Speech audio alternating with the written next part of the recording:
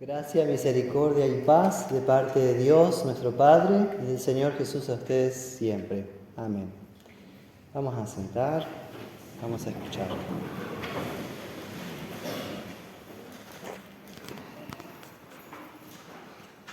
¿Te imaginas lo que habrían dicho los vecinos a Abraham si supieran, cuando lo saludaron aquella mañana, si supieran exactamente lo que el anciano planeaba hacerle al niño que había esperado durante tantos años? ¿No lo oyes? Diría la gente: ¿qué le vas a hacer a Isaac? Estás loco. El calor del desierto te ha trastornado la mente. Encierren a ese viejo loco hasta que recupere la cordura. Pero por otro lado, ¿cómo podría Abraham hacerles entender a la gente la orden de Dios? El Dios que nunca le había mentido ni engañado, le había dado una promesa. En realidad le había dado una promesa que era para bendición del mundo, que a través del hijo de Abraham, Isaac, y de su descendencia, la bendición de Dios llegaría a cada familia de la tierra, a nuestras familias. La mera existencia de de Isaac como niño, era un milagro que Dios había hecho al crear un hijo mediante un hombre de 100 años casado con Sara de 90 años, que fue madre. Si Dios pudo hacer este milagro, ciertamente no tendría dificultad en resucitar a Isaac y cumplir su promesa. Así que Abraham, aquella mañana, cuando partió con su hijo al monte Moriah, sabía y confiaba que si Dios le exigía este sacrificio, era porque Dios le devolvería a su hijo con vida. Porque Dios, más allá de lo que pareciera ser imposible, para Dios no hay nada imposible. Y es que el sacrificio de Isaac, como historia bíblica, si se dan cuenta, es una de las más sorprendentes de la Biblia. Porque Dios prueba la fe de Abraham. Toma a tu hijo, el único, vete a la tierra de Moriah y ofrécelo allí en holocausto. ¿Pero qué significa la palabra holocausto? La palabra holocausto proviene de elevar, ascender. Está relacionado con el humo de la carne asada, ofrecida sobre el altar al Señor. Esta es la segunda aparición de la palabra holocausto en el Antiguo Testamento. La primera vez es cuando Noé ofrece holocaustos de animales al Señor en gratitud después del diluvio, cuando descendió del arca, porque Dios le conservó la vida a él y a su familia de una manera increíble. Abraham está probado en su fe, pero cuando Dios lo prueba, no lo envía sin una promesa. La promesa que fue dicha antes, de que la bendición para el mundo llegaría a través de la simiente de Abraham, de Isaac y su gran descendiente que es Jesús.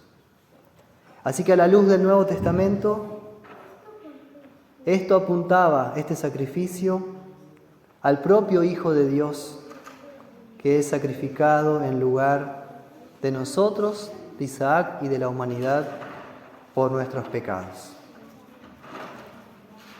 Dios le había indicado a Abraham también el lugar donde sería el sacrificio, el lugar establecido por Dios, el monte Moriah. Y este monte, por si no lo saben, está ubicado en Jerusalén, donde está el templo de Jerusalén, donde Salomón había edificado el templo.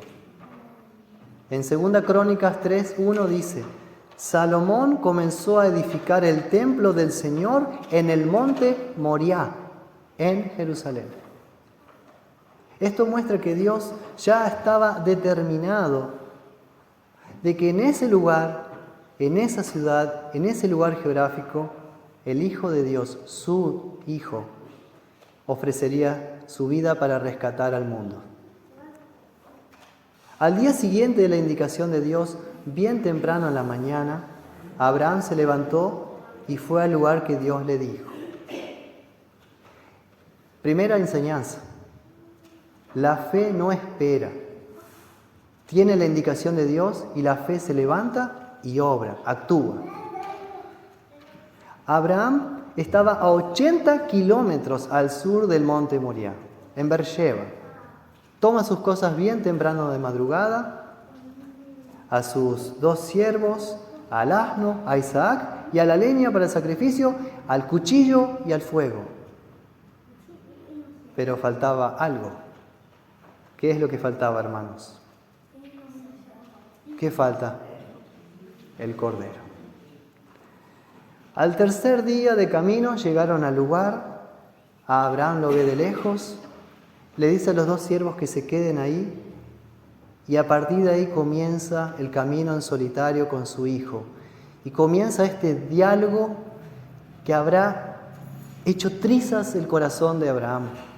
Cuando su hijo le pregunta: Padre, ¿dónde está el cordero para el sacrificio?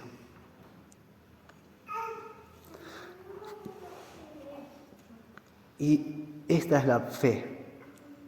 Cuando en lo imposible se aferra uno a la palabra de Dios, en este camino en solitario, y él dice: Hijo, Dios se proveerá de cordero para el holocausto. E iban juntos. ¿Y saben qué? Isaac también confió. Isaac creyó que su propio padre no le mentía. Miren qué ejemplo de fe para nosotros, padres. Por la palabra de un padre, el hijo cree, porque esa palabra del padre es la palabra de Dios. Ambos fueron por fe hasta el lugar indicado por Dios. Y qué lindo, iban juntos. Isaac tenía la oportunidad de salir corriendo, escapar, y no lo hizo porque también por la fe creía en Dios, por la palabra que le había enseñado su padre. Y así fueron. Y cuando llegaron al lugar, Abraham edificó un altar al Señor, compuso la leña, ató a su hijo Isaac, lo puso sobre el altar, en el altar sobre la leña, y tomó el cuchillo para degollar a su hijo. O mejor dicho, aquí. ¿Por qué Abraham mató a su hijo? No porque Isaac pensara en desobedecer al padre o para escaparse, sino porque era la forma de cumplir el ritual del holocausto. Así que vemos acá a Abraham como el sumo sacerdote que está listo para degollar al cordero. Y por eso también tiene el cuchillo puesto ya sobre la garganta de su hijo. En lo personal, yo no podría ni siquiera mirar esta escena, menos asumir el papel del ejecutor. La actitud del amado padre Abraham, que pone el cuchillo en la garganta de su hijo, humanamente hablando, es inimaginable, imposible de aceptar. Debo admitir que yo no consigo expresar ni comprender esto, lo que habrá sentido Abraham en este momento. No soy capaz de expresarlo con palabras ni de imaginar lo que pasó por su mente y corazón. Tengo que simplemente confiar, como hizo él. Y también me admiro de la fe de Isaac, porque también como hijo obediente, más joven, más atlético, podría haber escapado.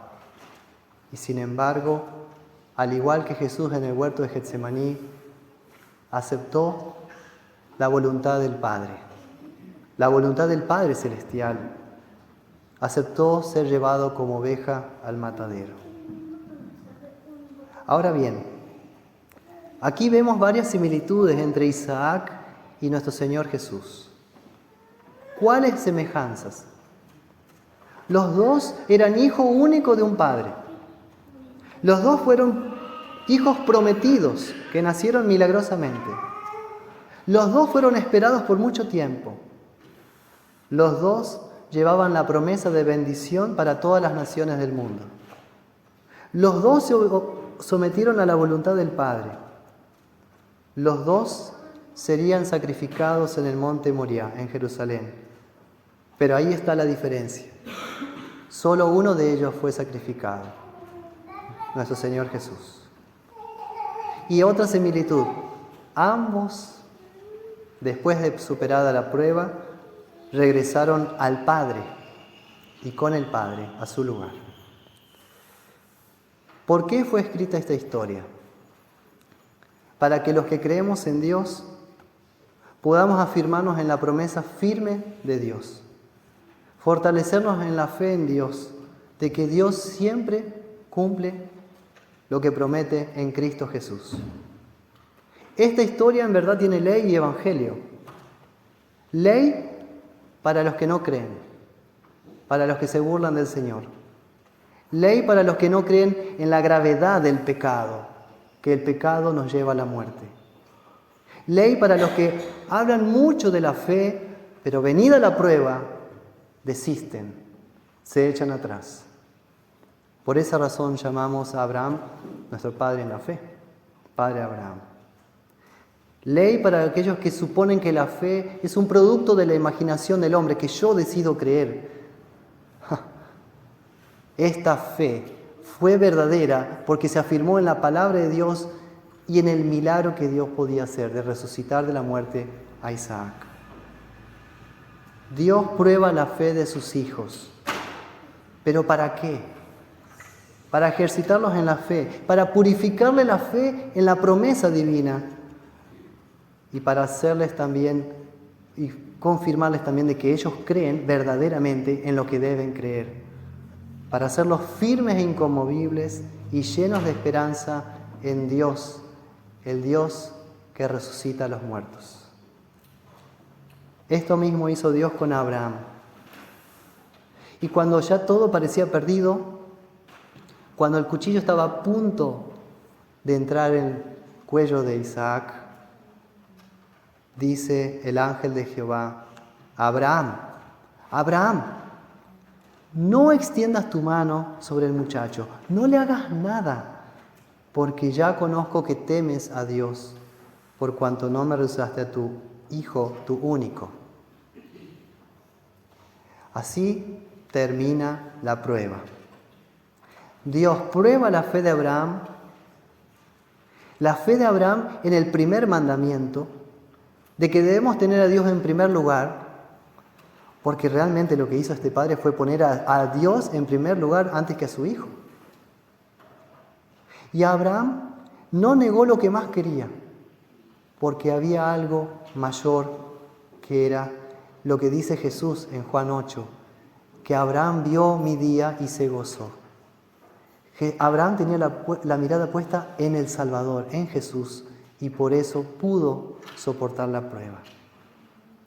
Y también nosotros, hermanos, como dice en Romanos 8:32, el que no escatimó ni a su propio Hijo, sino que lo entregó por todos nosotros, ¿cómo no nos dará con Él también todas las cosas? La historia concluye así: dando Dios y proveyendo Dios lo más necesario, el Cordero. Y este que estaba trabado en un zarzal, aparentemente no lo veía al principio Abraham, porque dice que se miró para atrás, y ahí fue donde ofreció en holocausto al Cordero en lugar de su hijo. Dios proveerá, dicen los papás y las mamás también, ¿no? Dios proveerá. Y es cierto, Dios proveyó lo necesario, el Cordero sustituto para Isaac. Dios proveyó lo necesario frente a nuestro pecado, el Cordero de Dios, en el monte Gólgota. El castigo recayó sobre él y gracias a sus heridas fuimos sanados. Por la fe en Cristo, Él, que es la simiente de Abraham prometida ya a Adán y Eva, recibimos la bendición divina del perdón de todos nuestros pecados. La bendición de tener la victoria ya hoy sobre el diablo y la muerte que Cristo venció. La bendición de ser llamados hijos de Dios, de ser la iglesia de Dios. La bendición de ser salvos, ya salvos del juicio y de la ira venideros. Porque en el Gólgota Dios ya ejecutó su sentencia, ya hizo juicio, el juicio que recayó sobre su Hijo. El Cordero ciertamente fue degollado, pero no aquel día, sino el Viernes Santo en la cruz. Pero al tercer día vuelve a la vida y con su resurrección nos da a nosotros la esperanza de la resurrección. También tenemos la bendición de que este Santo Cordero se provee a sí mismo para nosotros en la Santa Cena, en el sacramento del altar, como se dice, para que también el perdón sea dado para ti y la fortaleza en la fe para ti. Si crees estas cosas, si confías de corazón en esto, no serás defraudado. Aunque al mundo le parezca una locura o un engaño, la palabra de Dios no puede fallar. Dios no puede mentir. Dios cumplirá todas y cada una de sus promesas en ustedes, familias bendecidas en Cristo Jesús. Que así sea. Amén.